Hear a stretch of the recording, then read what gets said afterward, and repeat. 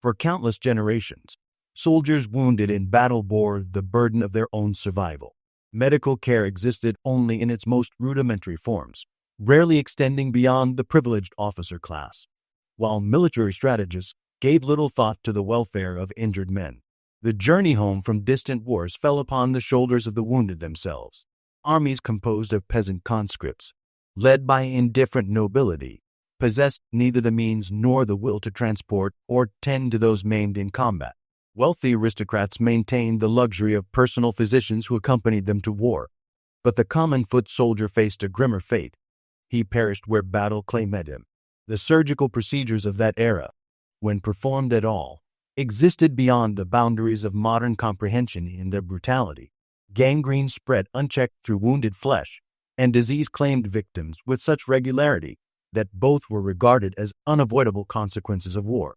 Those fortunate enough to survive their injuries, men who had lost their sight, their hearing, or their limbs, found themselves condemned to lives of destitution, reduced to begging for coins from strangers on dusty roads. The 18th century marked the beginning of transformation. Improved medicines emerged alongside faster methods of transportation, creating new possibilities for the wounded. The Crimean War and the American Civil War became crucibles of innovation in medical care, driven forward by compassionate pioneers including Florence Nightingale, Clara Barton, and Walt Whitman. The introduction of horse-drawn ambulances and the establishment of properly equipped military hospitals represented revolutionary advances in soldier welfare. The First World War witnessed another leap forward as motorized ambulances rushed casualties from the front lines to treatment facilities staffed by trained personnel. Railroad cars carried the wounded in relative comfort to hospitals situated far from the fighting, while steamships transported injured Canadians and Americans across the Atlantic in remarkably short journeys.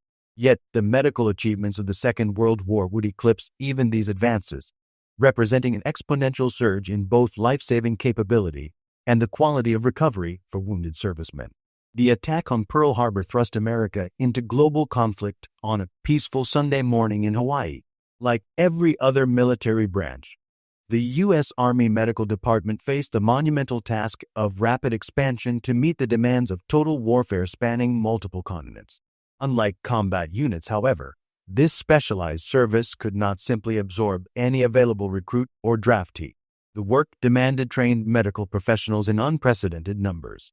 Under the quiet but determined leadership of Surgeon General Norman T. Kirk, the department underwent explosive growth. From a peacetime force of merely 1,200 doctors, the corps swelled to encompass 50,000 physicians by the war's conclusion in Europe. History was made when 83 women joined the ranks of Army doctors for the first time. The expansion extended across all medical specialties. 15,000 dentists donned military uniforms, while 2,000 veterinarians tended to pack animals and supervise their preparation for food. The Army Nurse Corps experienced its own remarkable transformation, growing from 1,000 nurses to 52,000, with all nurses receiving officer commissions by June 1944. The department also recruited 1,500 dietitians, 1,000 physical therapists, and 18,000 administrators to support the massive medical enterprise. Beyond these commissioned professionals, thousands of ordinary soldiers served as medics, stretcher bearers, and ambulance operators. Many volunteered for these positions based on religious convictions or pacifist principles. These figures represented only the Army's needs, not accounting for the parallel expansion required by the Navy's medical services. The department faced an additional challenge of staggering proportions. At the war's outbreak, it possessed almost no medical instruments. Most had been manufactured in pre-war Germany, and no further shipments would arrive. An entirely new industrial infrastructure had to be created on American soil to produce the countless instruments and medications the war effort would consume. Innovation emerged from necessity. Creative Army dentists discovered they could create superior artificial eyes by baking small spheres of acrylic resin and painting them to precise specifications. These proved lighter, more durable, and safer than the glass eyes previously imported from Germany. The mobile Army surgical hospital that captured public imagination through Korean War film and television actually traced its origins to the hostile jungles of New Guinea during World War II, where they were initially designated portable surgical hospitals. These austere facilities operated from tents positioned close enough to the fighting that enemy fire sometimes threatened them directly. They moved with the fluid tide of battle, capable of complete disassembly and loading onto trucks within 2 hours. When trucks proved unavailable or impractical, pack mules or human porters transported the equipment. These units were even flown across the Owen Stanley Range to participate in the Battle off Buna. Their success proved so remarkable that they were replicated in every theater where American forces engaged the enemy, forming a vital link in the chain that carried wounded men from the battlefield back to their homes. The medical operations front line was embodied in the aid man, commonly called the medic. Though not a trained physician, he received extensive Army instruction in emergency care. During basic training, medics sometimes endured mockery from their rifle-carrying comrades, but combat erased all such attitudes. In battle, the medic became universally cherished by the soldiers he served. He was the one who treated blisters, dispensed aspirin for colds, and monitored the purity of his unit's water supply. Cartoonist Bill Mauldine aptly dubbed him the private soldier's family doctor. When bullets flew, he answered the desperate cry of medic, racing through enemy fire to reach wounded comrades. His swift response under perilous conditions, administering first aid, applying tourniquets, injecting morphine for pain, and evacuating casualties from front to rear, saved countless lives. Mauldine recounted a telling episode in his book, Up Front, regarding the combat badge that distinguished frontline fighters from rear echelon personnel. This symbol carried honor and earned soldiers an additional $10 monthly in combat pay, which they wore with considerable pride. In a decision that sparked immediate outrage among the troops, these badges and their associated pay were stripped from frontline medics. The official reasoning cited Geneva Convention provisions stating that medics should not be classified as combat soldiers, ostensibly for their own protection. The protest that erupted came primarily not from the medics themselves, but from the soldiers whose lives they had preserved and in whose care they placed their trust. One soldier issued the ultimate threat. "Wait till Ernie Pyle hears about this." The message reached the general swiftly, and the combat badges were promptly restored to the medics. No one could question the courage displayed by aid men. By the European theater's conclusion, 5 medics had received the Medal of Honor, while hundreds more earned silver and bronze stars for their valor. The ideal system of medical treatment operated on the principle that frontline medics would treat wounded men at the point of injury. Initial care typically consisted of a morphine injection to prevent shock, sulfa powder to ward off infection, and rapid bandaging to stanch bleeding. Stretcher bearers then carried the patient to a battalion aid station located approximately 1 kilometer behind the lines, where more comprehensive first aid could be administered, diagnoses made, and serious cases stabilized. From there, the wounded traveled farther rearward to collecting stations that sorted casualties, directing the most severe cases to portable surgical hospitals when available, or to clearing stations staffed by 12 doctors and 96 enlisted men. These clearing stations possessed far superior equipment compared to frontline medics and could perform major surgical procedures under sanitary conditions before transferring the worst cases to evacuation hospitals situated 12 to 15 miles behind the front. From evacuation hospitals, severely wounded men were shipped to general hospitals located as close as possible to their hometowns. Other patients remained in evacuation stations during their recovery. Staff members endeavored to create therapeutic environments. Correspondent Raymond Clapper reported from the 171st Station Hospital in Port Moresby, New Guinea, describing vibrant flowers planted throughout the hospital tent grounds, with many boys receiving seeds from home. Patients cultivated a 5-acre garden, and the commanding officer, Colonel Wilkinson, proudly harvested a 15-pound watermelon outside his tent. Perfect organization wasn't always achievable, but it represented a monumental advancement in soldier care compared to any previous conflict. The mortality rate for wounded soldiers plummeted from 8.1% in World War I to merely 3% in World War II, a dramatic improvement from the Civil War's devastating 25% mortality rate. Even more impressive than battlefield survival rates was the decline in non-combat deaths. Pneumonia mortality fell from 24% to 6% between the world wars. This medical revolution was largely attributed to new drugs and medications that, combined with rapid treatment protocols, conquered many previously deadly diseases. Only 585 American soldiers succumbed to disease out of 918,298 men treated. Survival odds improved steadily as the war progressed, In 1943, 1 in 700 military malaria patients died. But by 1944, that figure had improved to 1 in 14,000. A remarkable achievement considering nearly 8 million American soldiers participated in the conflict. World War II earned its reputation as the War of Miracle Drugs, which saw widespread deployment. In jungle regions, men threatened by malaria queued daily for their atabrine doses, despite the medication turning their skin an unpleasant yellow hue. By the 1940s, atabrine was considered more effective than quinine for malaria treatment.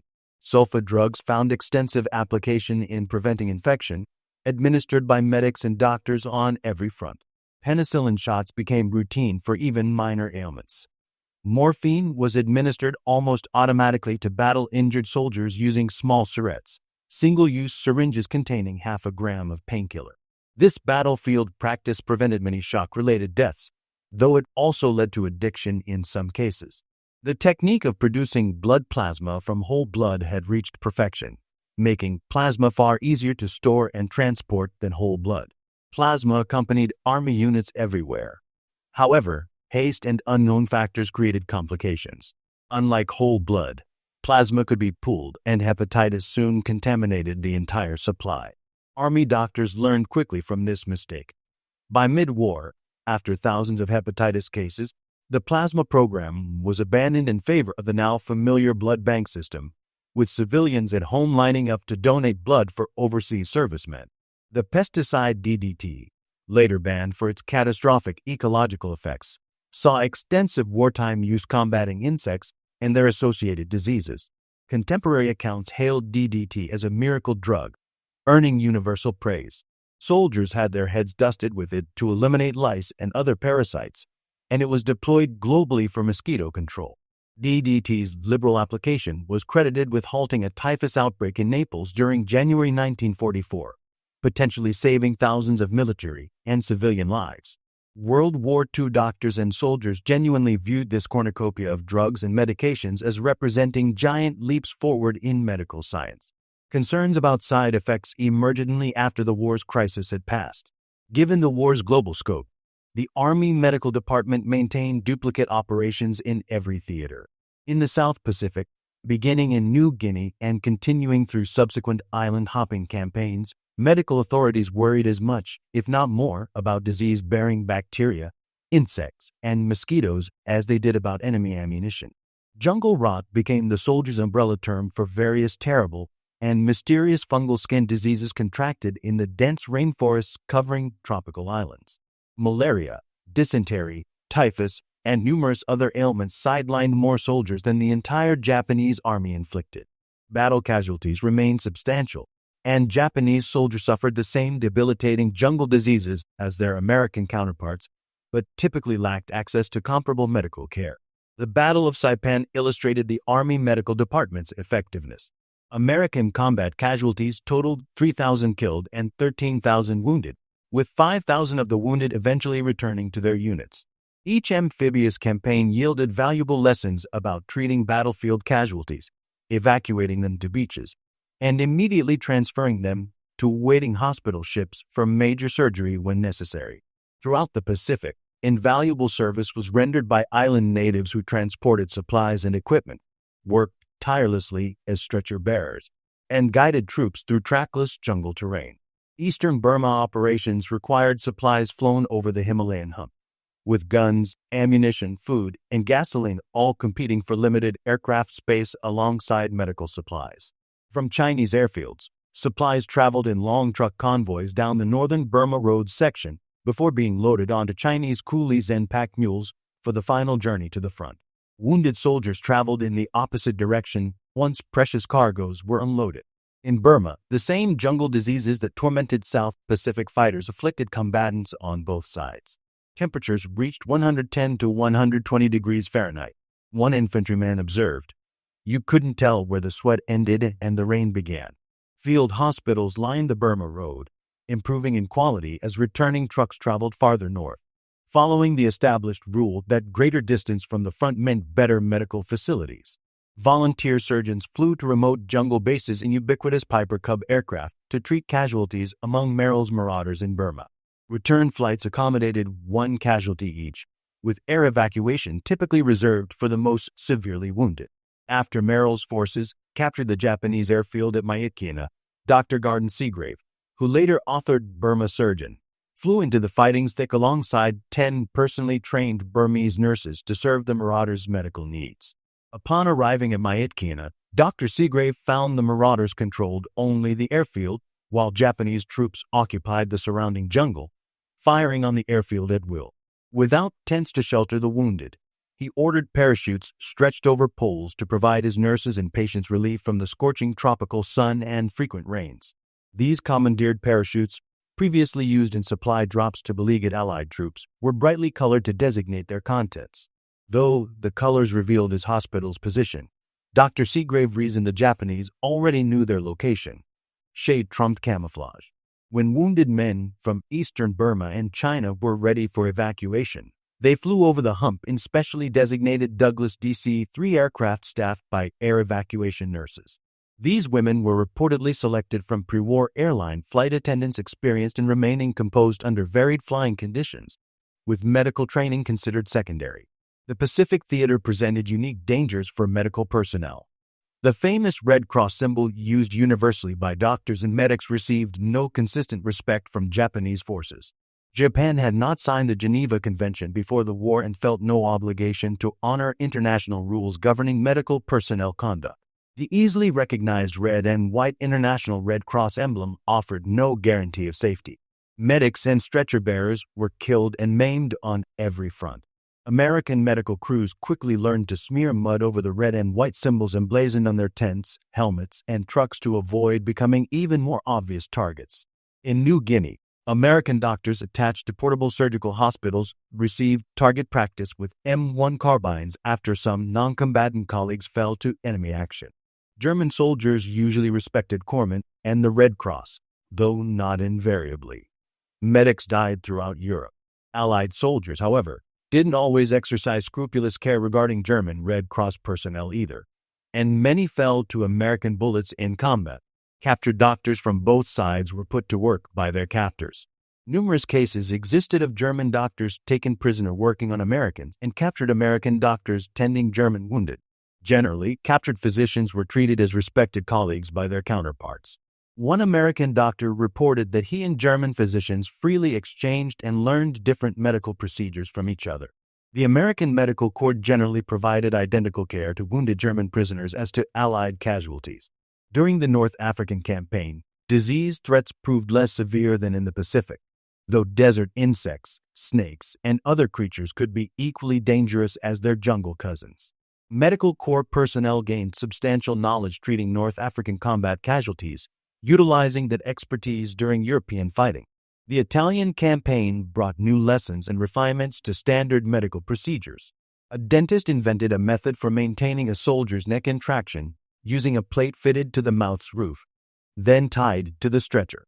This innovation saved frontline doctors considerable time previously spent immobilizing injured soldiers in casts before rearward transport. Venereal disease could become a major problem in any war. Signs and lectures warning troops about VD's curse were common, but never completely effective.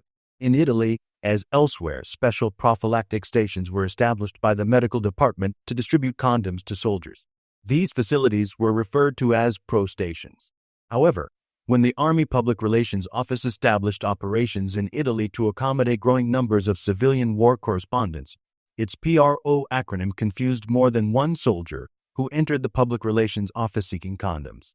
Perhaps the Army Medical Department's greatest wartime challenge was the build-up for the Normandy beach battle.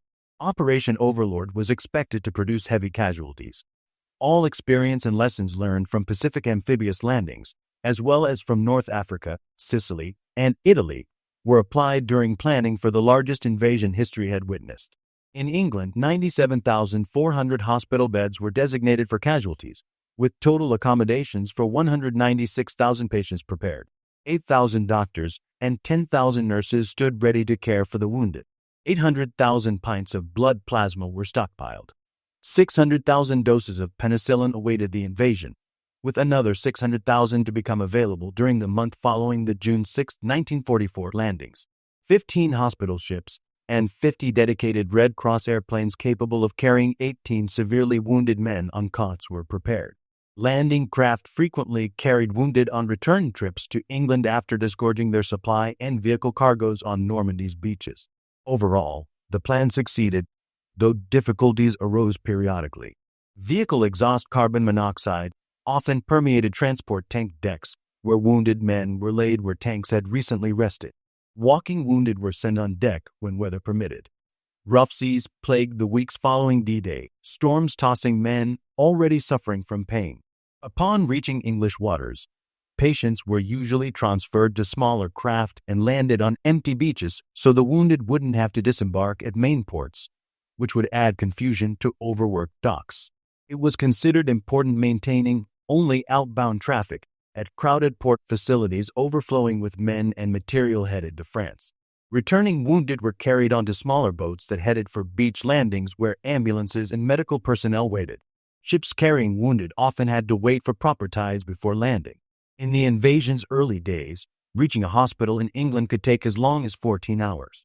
From England, wounded American and Canadian soldiers sailed home aboard specially designated, fully equipped hospital ships carrying up to 500 men each, housing complete operating and surgical facilities. Medics arrived in Normandy on D-Day alongside the troops. By D+1, field hospitals were being established on the beach. By June 10th, the first nurses arrived, and by early July, fully staffed surgical tent hospitals in Normandy could perform 15 simultaneous surgeries. Though European invasion casualties weren't as high as feared, thousands still fell. Alongside battle casualties, field hospitals often treated cases of psychoneurosis or battle fatigue.